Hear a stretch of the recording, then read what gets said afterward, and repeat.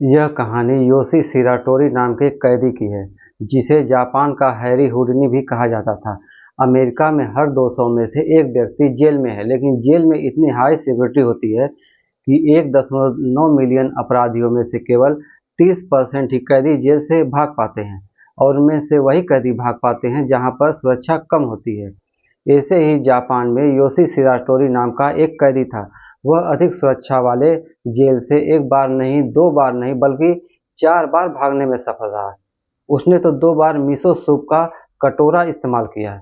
इस कैदी की कहानी आश्चर्य कर देने वाली और अजीब है। योशी शिराटोरी का जन्म 31 जुलाई 1907 को जापान के आओमोरी प्रांत में हुआ था। जब वह 2 साल का था तब उनके पिता का देहांत हो गया। उसी समय उसकी मां ने भी कम उम्र में उसे छोड़कर चली गई।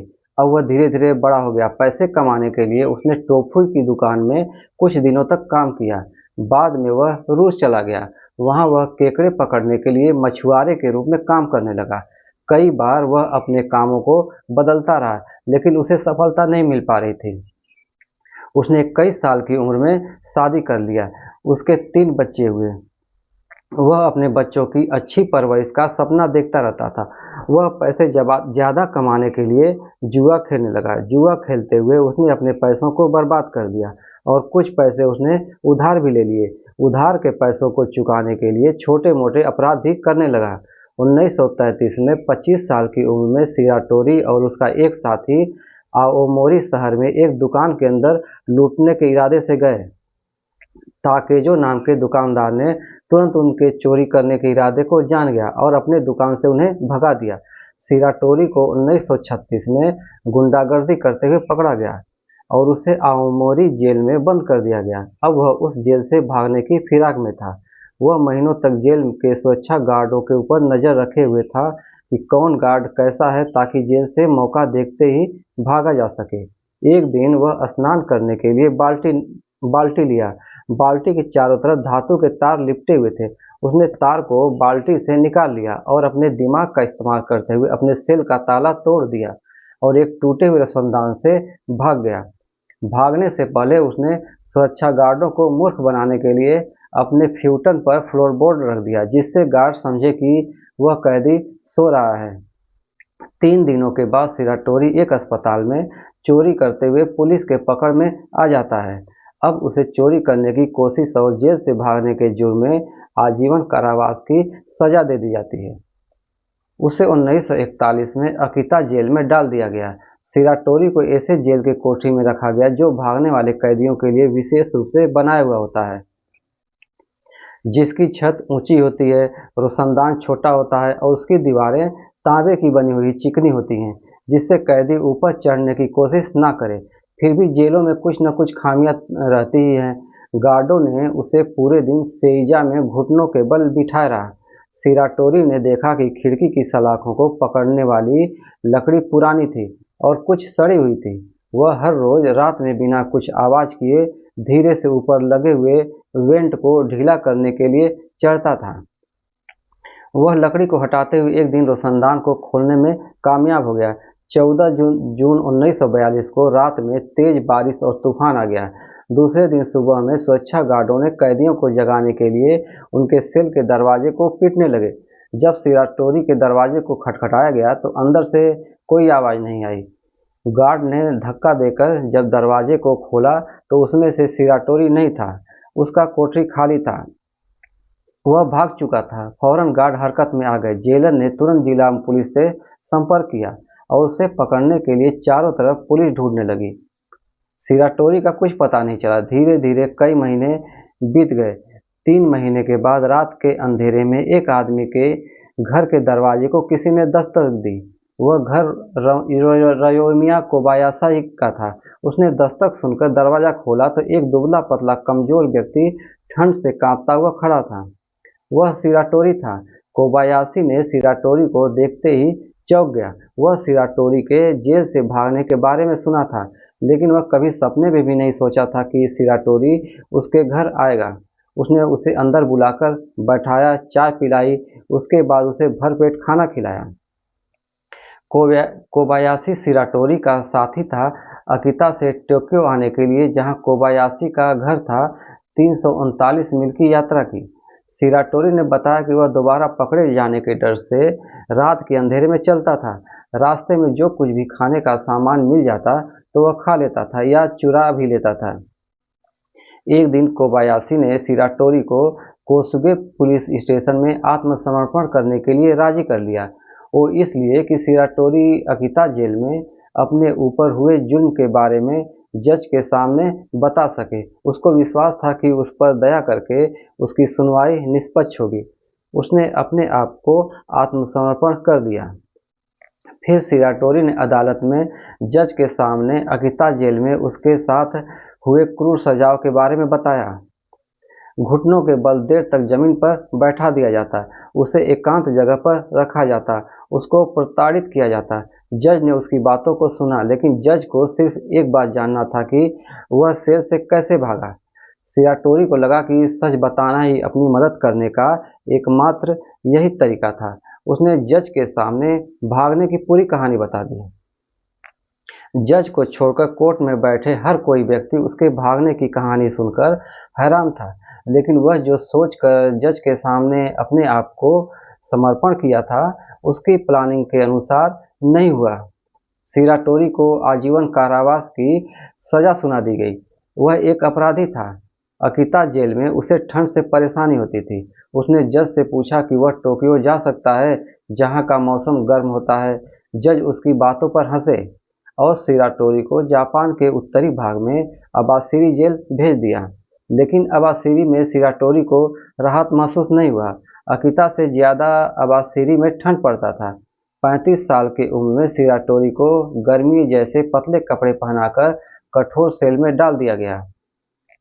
इस जेल में गार्ड शिराटोरी को लेकर पूरी तरह सतर्क था। कोई जोखिम नहीं उठाना चाहते थे। उसके दोनों हाथों और पैरों को मजबूत हथकड़ी से जकड़ दिया गया था। उसे दूसरे कैदियों की तरह अपने सेल के बाहर काम करने पर प्रतिबंध लगा दिया गया कि कहीं बाहर आने पर फिर से न भाग जाए।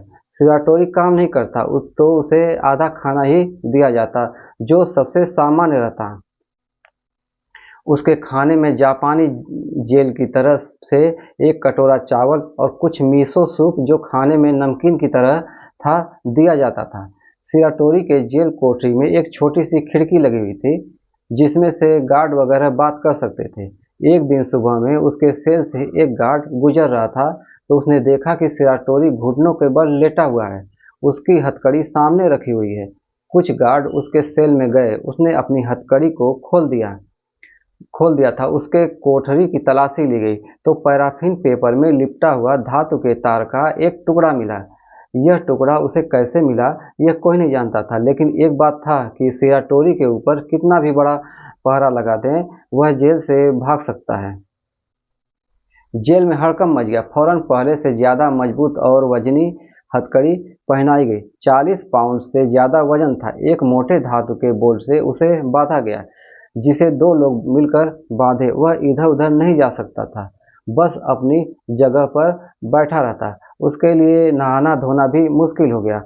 कुछ दिनों के बाद मजबूत हथकड़ियाँ उसकी कलाइयों और घुटनों पर रगड़ खाने लगी। घाव जैसा बन गया और उनमें कीड़े पैदा हो गए। उसके खाने को और कम कर दिया गया। वजनी हथकड़ी की वजह से मुंह के तरफ से लेटकर कटोरे में रखे सूप को खाना पड़ता था। शिराटोरी बहुत पीड़ित स्थिति में था। कुछ गार्डों को उसके ऊपर तरस आ रहा था, लेकिन वे अनदेखा कर देते। 26 अगस्त 1944 को 2 गार्डों ने गश्त के समय शाम को ऊपर तेज धमाके की आवाज़ सुनी। वे दौड़ते हुए आवाज़ की तरफ भागे। रोशनदान से कुछ हिस्सा टूटा हुआ दिखाई दिया। सभी कैदियों को चेक किया गया। शिराटोरी के कोठरी की खिड़की से अंदर झांका गया तो उसका बिस्तर बिछा हुआ था। उसके कपड़े तह करके रखे हुए थे। उसकी हथकड़ियाँ फर्श पर पड़ी हुई थी। वह जेल से भाग चुका था। उसे चारों तरफ पुलिस फोर्स ढूंढने लगी। वह कहीं नहीं मिला। उसे रोकने के तमाम प्रयास विफल हो गए। वह एक बार फिर से जेल से गायब हो गया। जांचकर्ताओं ने देखा कि हथकड़ी में जो मोटे धातु का बोल्ट लगा हुआ था, वह पूरी तरह से जंग खा चुका था। एक गार्ड ने बोल्ट को चखा तो वह नमक जैसा लग रहा था। और सिराटोरी के सेल की खिड़की को जोड़ने वाले जो बोल्ट लगे थे वह भी जंग से टूटा हुआ था। उस पर भी नमक का स्वाद आ रहा था। अब समझते देर नहीं लगी कि जो नमकीन वाला सूप खाने के लिए सिराटोरी को दिया जा रहा था उसमें से वह थोड़े से सूप को खाता रहा होगा और थोड़े से सूप को बचाकर हथकड़ी के बोल्ट पर और खिड़की के फ्रेम पर लगे हुए बोल्ट पर रोज थोड़ा थोड़ा करके गिराता रहा होगा, जिससे वह जंग खाकर टूट गया। दीवार पर चढ़कर रोशनदान से बाहर निकल गया। सिराटोरी के हथकड़ी को हो सकता है बाथरूम जाने के समय और नहाने के समय ढीला कर दिया जाता रहा होगा। उसी समय वह अपना काम करता रहा होगा। नमकीन के सूप से भागने के लिए उसने अच्छा दिमाग लगाया था। सिराटोरी अब कोर्ट से विश्वास खो चुका था। दोबारा से वह किसी जज के पास न्याय के लिए नहीं जाना चाहता था। वह लगभग 2 साल से पहाड़ों में जाकर रहने लगा। उसने सोचा कि पहाड़ों में रहते हुए वह बहुत कुछ खो दिया है। फिर उसने सप्पोरो शहर में रहने का फैसला किया। उसे रास्ते में एक सब्जी का बगीचा मिला। उसमें वह चोरी करने की कोशिश की, या नहीं बगीचे के मालिक ने उसे चोर समझ लिया। दोनों में मारने पीटने की नौबत आ गई। हंगामा होने की वजह से पुलिस आ गई। सिराटोरी एक बार फिर से गिरफ्तार हो गया। अदालत में आत्मरक्षा की दलीलें बेकार साबित हुई। उसे चोरी करने, हत्या करने की कोशिश करने, जेल से भागने में उसका लंबा रिकॉर्ड था। सिराटोरी को सजा दे दी गई। उसे सपोरो जेल भेजते हुए मौत की सजा हो गई। सपोरो जेल अब सिराटोरी के लिए कोई रिस्क नहीं लेना चाहता था। उसके भागने के पिछले रिकॉर्ड को अच्छी तरह से समझा गया।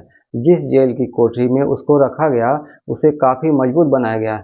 साथ ही 2 हथियारबंद गार्डों को निगरानी में लगाया गया। रोजाना उसके सेल की तलाशी ली जाती थी। वह सीधे साधे कैदियों की तरह रहने लगा। सुरक्षा गार्ड जैसा उसे कहते वैसा ही करता था। वह गार्ड के लोगों को अपने भरोसे में ले लिया। गार्ड को भरोसा हो गया कि सिराटोरी अब नहीं भाग पाएगा। उसे हथकड़ी नहीं लगाया गया। फिर भी गार्ड अगले जेल में रोशनदान से भागने की हरकतों को देखते हुए उसे हल्के में नहीं लेना चाहते थे। गार्ड सप्ताह में एक बार सिराटोरी के सेल का अच्छी तरह से निरीक्षण करते थे। इतना निगरानी होने के बाद भी 1 अप्रैल 1947 को सिराटोरी चौथी बार जेल से फरार हो गया। इस बार वह जहां पर सोता था उसके बिस्तर के नीचे लकड़ी का फर्श था। उस लकड़ी को उसने धातु के तार से गार्डों के ना रहने पर काटता रहता था। उसने लकड़ी को आधा काट दिया था। वह उतना ही काटा था जितने में वह उसमें से निकलकर भाग सके। वह नीचे से होल भी बनाता जाता था। उसने अपने सेल के शौचालय के चारों तरफ धातु का जो तार लपेटा हुआ था उसको इस्तेमाल लकड़ी को काटने में करता था। उसने उस जेल में भी सूप के कटोरे का इस्तेमाल किया। अपने को आज़ाद करने के लिए रोजाना कड़ी मेहनत करता था। अब सिराटोरी को पुलिस ढूंढने लगी लेकिन वह कहीं नहीं मिला। वह पहाड़ों में भाग गया और वहीं रहने लगा क्योंकि वह सबसे सुरक्षित जगह था। 9 महीने के बाद 9 जनवरी 1948 को सपोरो के पास कोटोनी चो एक जगह था। वहाँ एक पुलिस अधिकारी अपनी ड्यूटी पर था। उसने एक बड़े से बैग को ले जाते हुए एक आदमी को देखा। उस पुलिस ने उस आदमी को रोककर उसका नाम पूछा तो उसने अपना नाम किमुरा बताया। फिर पुलिस ने उसके बैग को दिखाने के लिए कहा तो उस बैग में उसने कुछ बर्तन, केतली और कटोरे रखे हुए थे। पुलिस ने वहां से जाने के लिए कह दिया। उस आदमी ने पुलिस अधिकारी से कहा, माफ़ कीजिए, क्या आप मुझे एक सिगरेट दे सकते हैं? पुलिस ने उसे एक सिगरेट दे दिया। वह सिगरेट पीकर उस अधिकारी को धन्यवाद दिया। जब वह पुलिस अधिकारी जाने लगा तो उस आदमी ने कहा, सच कहूँ मेरा नाम किमुरा नहीं है। मैं पिछले साल सपोरो जेल से भागा हुआ योशी सिराटोरी हूँ। फिर वह पुलिस अधिकारी के साथ सपोरो पुलिस स्टेशन आ गया। उसके ऊपर मुकदमा चलाया गया। जज ने कहा, सिराटोरी ने कभी किसी गार्ड को नुकसान पहुंचाने की कोशिश नहीं की और ना ही किसी को चोट पहुंचाई। अदालत ने उसे 20 साल की सजा दे दी। टोक्यो में फुचू जेल में वह सजा काटने लगा। वह काफ़ी कमज़ोर हो गया था। उसकी उम्र 40 साल हो गई थी। उसे जेल के बगीचों की देखभाल करने के लिए काम दे दिया गया। सिराटोरी अब जेल से नहीं भागना चाहता था। 11 सालों में 4 बार वह जेल से भाग चुका था। वह अब थक चुका था। जेल में रहने के 10 साल बाद 21 दिसंबर 1961 को पैरोल पर सिराटोरी को रिहा कर दिया गया। रिहा होने के बाद वह टोक्यो में मजदूरी का काम किया। 1979 में 71 वर्ष की आयु में सिराटोरी इस दुनिया को अलविदा कह गया। माउंट फूजी के सामने एक कब्रिस्तान में उसे दफना दिया गया। इस तरह सिराटोरी के जेल की जिंदगी एक कहानी बनकर रह गई। हमारी स्टोरी की सुनने के लिए आप लोगों को बहुत बहुत धन्यवाद।